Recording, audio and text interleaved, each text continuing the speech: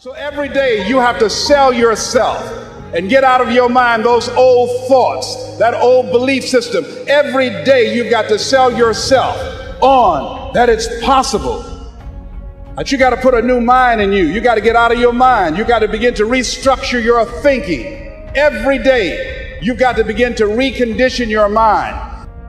See, let me share something with you. The easiest thing I've ever done was to earn $1 million. The most difficult thing I've ever done was to believe it could happen to me. That was the most difficult part, to believe that given my circumstances, if my birth parents came down this aisle right now, I would not know either one if my daddy came up here or my mother came up here. Given the fact that I was born in an abandoned building on a floor, being labeled educable, mentally retarded. I remember going to see the late Dr. Norman Vincent Peale, the author of the book, The Power of Positive Thinking. And I used to look at him up on stage and I said, I could do that. I would love to talk to people. I love to talk to people. And I said, I could do that. But then when I started going back to my car, my mental conditioning activated itself. And it said, Les Brown, you can't do that. You don't have a college education. Les Brown, you can't do that. You don't have the training. You've never worked for a major corporation. You can't do that. What makes you think you can earn $5, $10, $15, $20,000 in an hour? You don't earn that now working for 2 or 3 months. What makes you think that you can speak for AT&T, Procter & Gamble, McDonald's Corporation, General Electric? These are clients I have now. You've never even worked for them. How many of you ever thought about something you wanted to do and you talk yourself out of it? Raise your hand if you know what I'm talking about. That inner conversation is what's going to haunt you. After standing here and saying, I can do all things through Christ who strengthens me. After saying that again and again, we are more than conquerors. That inner conversation will cause you, when you leave here, to go back leading a life of mediocrity, leading a life of unproductivity, leading a life of poverty. So I'm going to share with you how to break out of that. Whatever it is that you want to do, ladies and gentlemen, here's something that's very key for you. There must be on your part a willingness to do what is required, a willingness. If there are 75 things to do to achieve your goal, if there's one thing on that list of 75 that you're not willing to do, I guarantee you that's the first thing that will come up for you and will kick your butt. See, I always wanted to be a speaker and a trainer. I wanted to make an indelible impact in the training industry, but I didn't want to be a businessman. I'm a first-generation entrepreneur in my family. Because I was told I was dumb and stupid most of my life, I unconsciously developed a tremendous phobia about paper. If you say, let's write me a speech, I automatically become nervous. I can't write you a speech, but I can give you a speech. But I can't write you one. I can't tell you the principles of speaking and what it takes, but I can demonstrate it for you. I can show you how to speak, but I can't give you a written explanation for it. I'm not smart like my sister who graduated from the University of Miami. But I have people on my staff with her education that work for me. But I can't write stuff that they write because that's not my area of strength. But so I had a fear. I felt I could not operate a business. And so I wanted to hire a consultant to take care of the details. I had given this consultant power of attorney to sign checks and handle my business. I called my consultant and said, listen, I've thought about this. It's time for me to grow. I've got to be willing to handle my own business. I want to meet with you. I need to develop a working knowledge of this. I've got to stop running from this. I've got to learn, admit my ignorance, and decide it doesn't have to be like this for me. To make a long story short, my consultant canceled 14 meetings with me.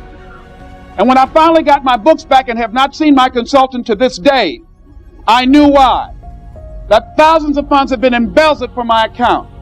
Now, whatever happened in our lives, we allow it, we permit it, and we promote it. So it was just an education as my career is going up, not coming down, but it's going up. It was just a tuition I had to pay in the universe because I wasn't willing to learn. I wasn't willing to do that. Now, here's something else that's fascinating. I said, okay, see, if you're not willing to grow in life, life will kick your butt until you surrender. So I said, okay, I'm willing to learn. And here's what I discovered. It's not as hard as I thought it would be. It has blown my mind. I've been running from things that I consider difficult, and if I had known it's this simple, I'd have been doing it long before. But I wasn't willing to grow. I wasn't willing. I didn't have the willingness to do everything that was required, and therefore it kicked my butt. So you've got to decide to grow. See, most people won't try and grow. Now, why wasn't I willing to do that, ladies and gentlemen? Because I didn't want to fail. I didn't want to look stupid. I didn't want to admit the fact that I didn't know something. 85% of people in life allow their fear of failure to outweigh their desire to succeed. See, if you know how to do something right, well, it only makes sense to do it right. But see, I wasn't willing to be a businessman badly. See, if you want to make it in life, here's how you can begin to make your goal, ladies and gentlemen. Decide to make your life a great experiment. See, most people want to experiment, ladies and gentlemen. Most people want to be perfect when they come out the gate. Most people want to do things right all the time. You're not going to do everything right. You're going to make a lot of mistakes. You're going to have a lot of failures. You're going to have a lot of struggles. You're going to feel dumb and ask questions and don't know what to do or where to go. And that's part of growing. That's part of the experimentation process.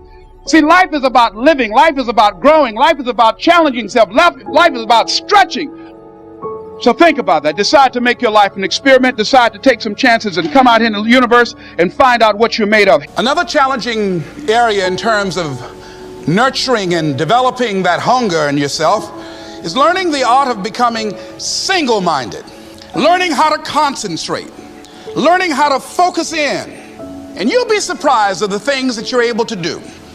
When you learn how to block things out, when you learn how to keep thine eyes single, you'll be surprised at the ideas that will come to you, of the people that you'll be able to attract, of the opportunities that you'll be able to see. You'll begin to see things that have been standing there looking you in the face, saying, I can't believe this has been here all this time.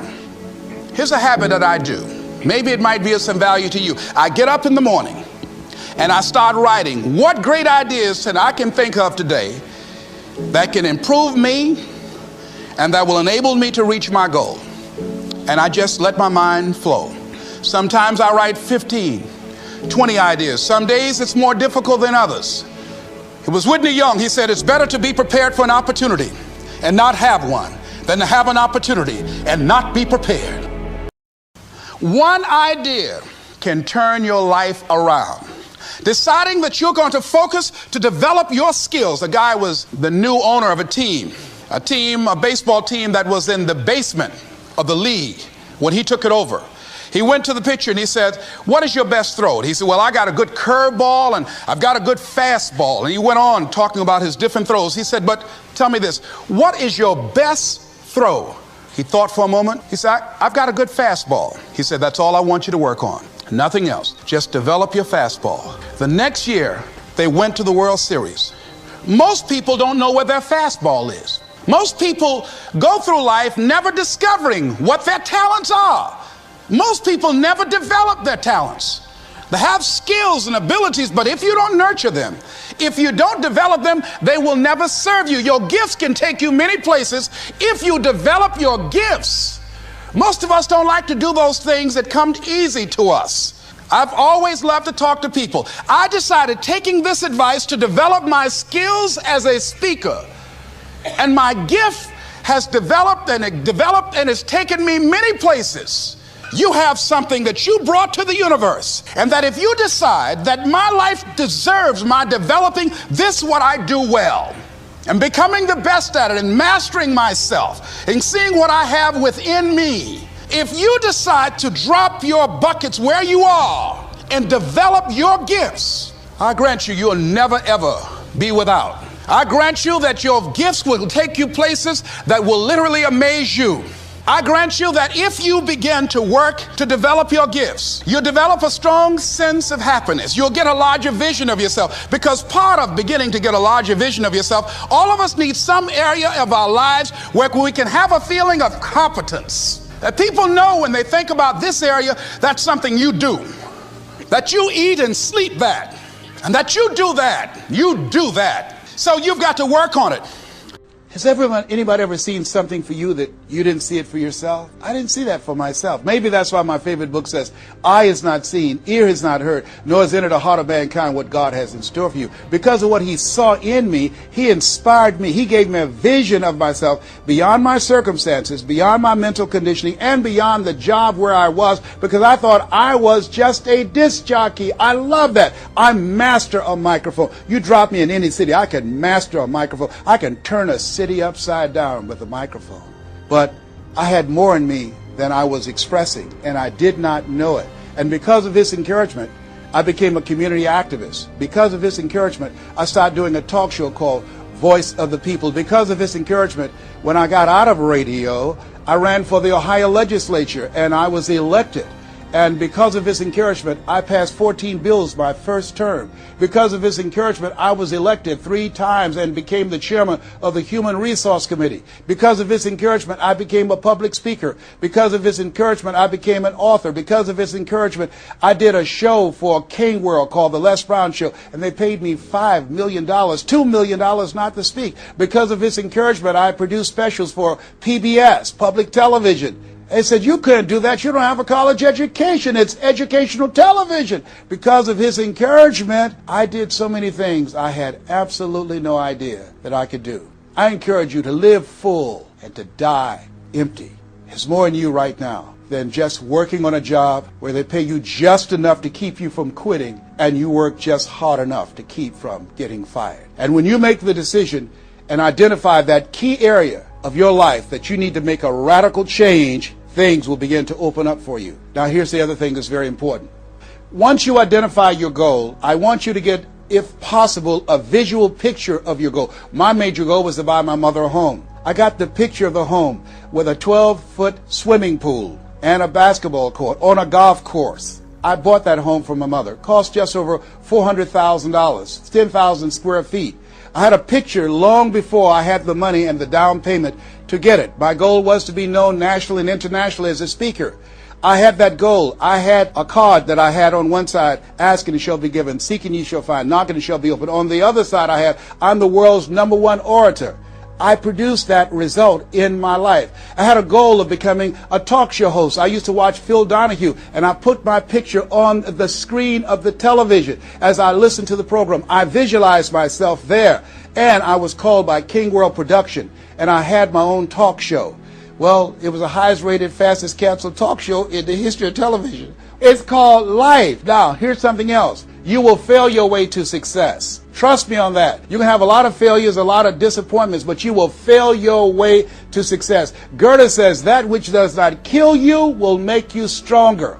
See, 85% of people allow their fear of failure to outweigh their desire to succeed. That's why you have to be of good courage. You have to have courage. When life knocks you down, I have a saying, try and land on your back, because if you can look up, you can get up. So once you look at and decide the goal that you want to put some things, put a treasure board or a goal board and have pictures of the goal that you want to achieve so you can see it every day when you get up in the morning. And the last thing at night, you're programming your subconscious mind where 9 out of 10 decisions that you make comes from there.